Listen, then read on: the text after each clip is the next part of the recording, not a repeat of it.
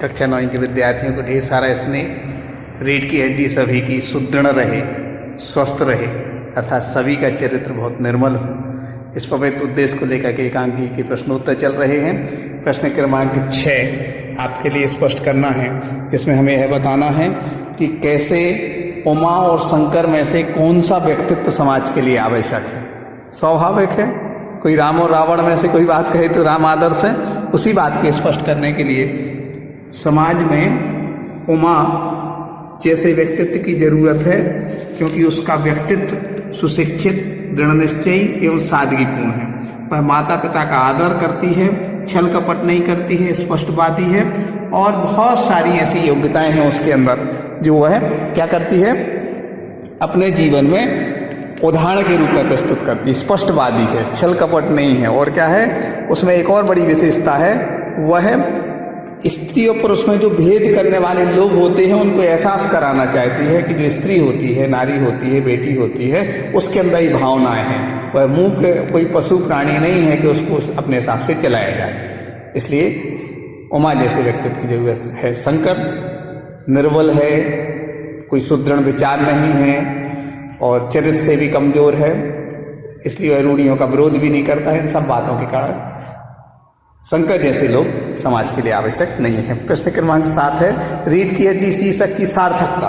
तो रीढ़ की हड्डी जैसे एक प्रतीकात्मक एकांकी है। प्रतीकात्मक तात्पर्य जैसे कोई सिंबल बता दिया और उसके माध्यम से कोई गहरी बात कहना। ऐसे शरीर में जो रीढ़ की हड्डी है एक प्रतीक है।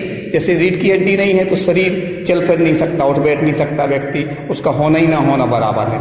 ऐसे ही यदि समाज में लोगों के जीवन में चरित्र नहीं है तो उनका वास्तव में समाज में और व्यक्तित्व का कोई भी महत्व नहीं है। एक बात। दूसरी बात, नारी जो होती है बहुत महत्वपूर्ण होती है, तो नारी को भी रीढ़ की हड्डी के समान कहा गया है।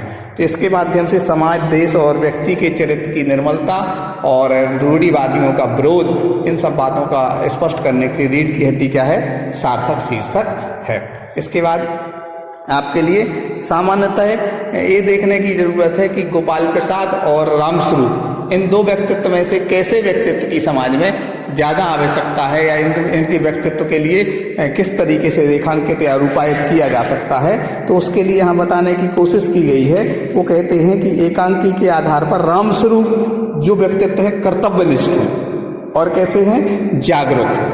कैसे, उदाहरण के रूप में कर्तव्यनिष्ठ कैसे, अपनी बेटी के लिए वह क्या करना चाहते हैं, सुशिक्षित करना चाहते हैं, उस शिक्षा दिलाना चाहते हैं, एक जागरूकता। दूसरी, अच्छे घर में संपन्न परिवार में विवाह भी करना चाहते हैं, तो पिता का पूरा दायित्व निभाते हैं, एक बात। दूसरी बात, वो समाज में जो रूढ़िवादी लोग हैं उनके प्रति अपनी स्पष्टवादिता व्यक्त नहीं करते, बल्कि उनके सामने झुक जाते हैं। तो दूसरा उनका क्या है, समाज में रहने के लिए समझौतावादी है। पहले कैसे जागरूक हैं, कर्तव्यनिष्ठ हैं। दूसरा वो समझौतावादी है। समझौतावादी लोग आदर्श नहीं माने जाते। जो जागरूक हैं वो अच्छी बात है और गलत है उसका विरोध करें, वो विरोध नहीं कर पाते, बल्कि गोपाल प्रसाद के सामने झुक जाते हैं। अब आते हैं गोपाल प्रसाद के चरित्र की विशेषताएं। व्यवहार निपुण है, मतलब किससे कैसे काम बनता, कौन से शब्द कहना, कैसे कहना, ये व्यवहारिक जो कहना चाहिए कि अंदर कुछ और बाहर कुछ और, ऐसे कुछ भाव इसके अंदर है। व्यवहार निपुण है। दूसरा, रूढ़िवादी भी है, बड़े बेटियों को पढ़ाना नहीं चाहते हैं और वास्तव में लड़कों के लिए श्रेष्ठ मानते हैं। इस कारण से वह रूढ़िवादी भी अपने आप को यहाँ पर साबित करते हैं। तो गोपाल प्रसाद की दो बातें स्पष्ट हुई। पहली बात व्यवहार कुशल है, दूसरा रूढ़िवादी है। और रामस्वरूप की कौन कौन सी बातें, जागरूक, कर्तव्यनिष्ठ हैं लेकिन समझौतावादी। इसको अपन ठीक से लिखेंगे, पेपर भी सेंड किया जाएगा। और आप जागरूक रहें, रूढ़िवादी नहीं रहें।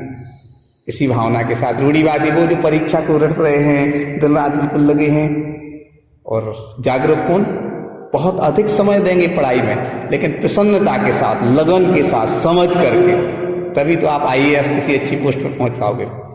आप किसी अच्छी स्थिति में पहुंचे, अभी भी अच्छी स्थिति में, इतने अच्छे स्कूल में आप पढ़ रहे हैं, तो आप और आगे बढ़े इसी हार्दिक सद्भावों के साथ। सही बच्चों को ढेर सारा स्नेह।